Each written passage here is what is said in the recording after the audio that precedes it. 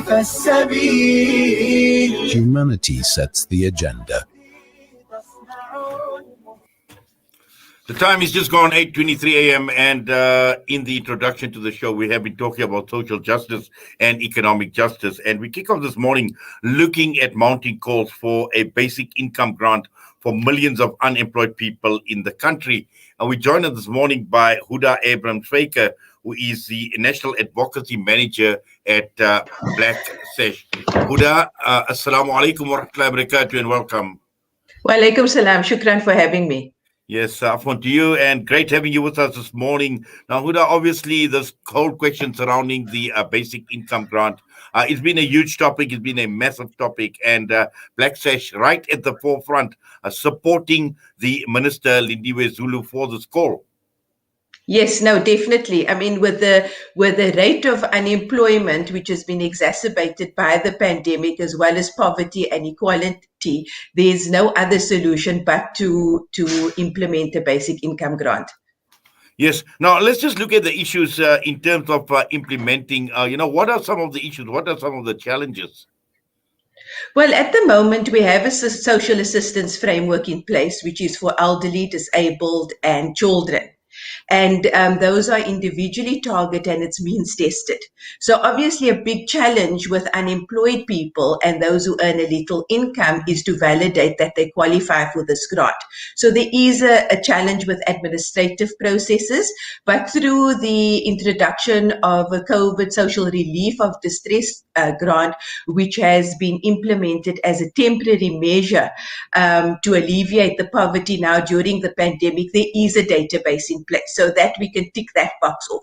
In terms of, obviously, the key question whenever you talk about a basic income grant is the question of affordability. And this response by Black Sash is, can we afford not to implement a basic income grant? So our argument is that it's a responsibility and obligation of government to implement this grant in terms of the Constitution. There is a struggle to find a job even though you are capable of working. The people are able-bodied, but there are not just enough jobs, despite promises by government that there will be job creation. So if there is a political will on the part of government to implement a grant, resources can be found. There are different proposals, which as an economist, I'm not necessarily going to go into because it's complex. I mean, that we accept. But there is a resource available if you just reprioritize what the government expenditure is, put basic income grant and social support on the agenda of government, because instead of implementing austerity measures. So when you're looking at basic income grant, the advantages will be much more, because when people are given a little bit of money, they then are able to use that money to get more. They have agency, they are empowered, they can start looking for work, they can choose what type of work they want to do, and there's better educational health outcomes, just to mention but a few. Yes, but also, Hoodah, from what you described, two issues that basically stand out. Number one is in terms of the jobs. And, as much as the government has been talking about job creation under under present circumstances, we know it's getting actually worse. We've seen a lot more jobs that have been lost in the last year. And the second issue, the government claiming that we don't have the money. Yes. No, and I just touched on both of them because I think there is the lag, the consequences of this pandemic is going to be felt for a long time. There are going to be more job losses. And so there has to be something drastic done as a solution. And there is money in place if government decides to prioritize it. Well, certainly. Now, obviously, you are calling for this the basic grant of 350 rand to be extended. Am I right? Just as an immediate call. So for now, as I said to you, the unemployed, they receive no income or support from government, despite the government obligation to do so. And so this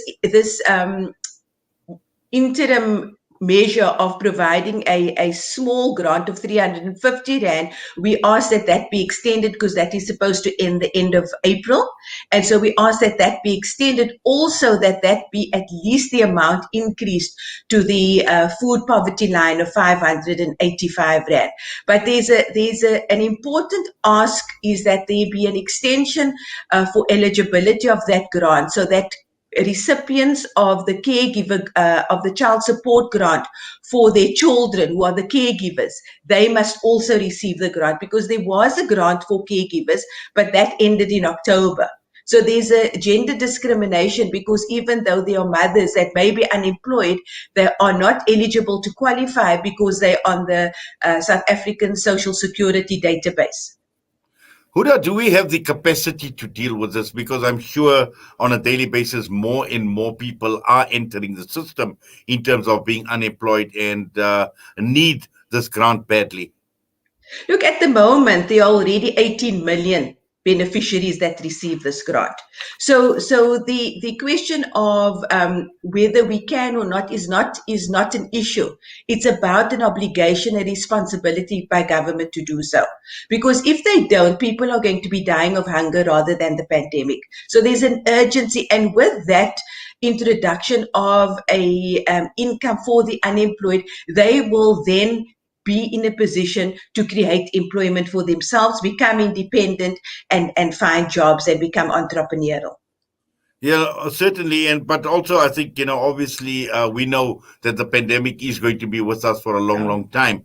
And basically, the vaccine rollout at this point in time only limited to the medical fraternity. Yes. And this is going to be a long time. We're talking about a third wave and possibly even a fourth wave.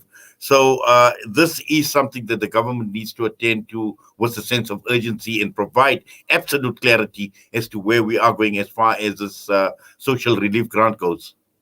Yes, no, definitely. But also, obviously, with an extension that it become permanent, that there be a permanent social assistance for the unemployed as a starting point. So this has been on the table. This as a solution, universal basic income has been on the table for 2 decades in South Africa. And now with the pandemic, internationally, globally, the call has been that there be a universal basic income. So this is not only a call in South Africa, it's an international call.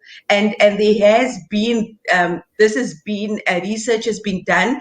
A report by the Taylor Committee has investigated this as a solution and have responded to say that this would be a way of alleviating poverty as a starting point in South Africa.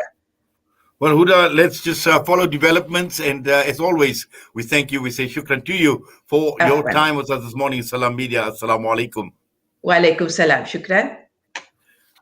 Hoodah Abrahams-Fayker joining us this morning, National Advocacy Manager at Black Sash. And when we come back, we're looking at surveillance of journalists.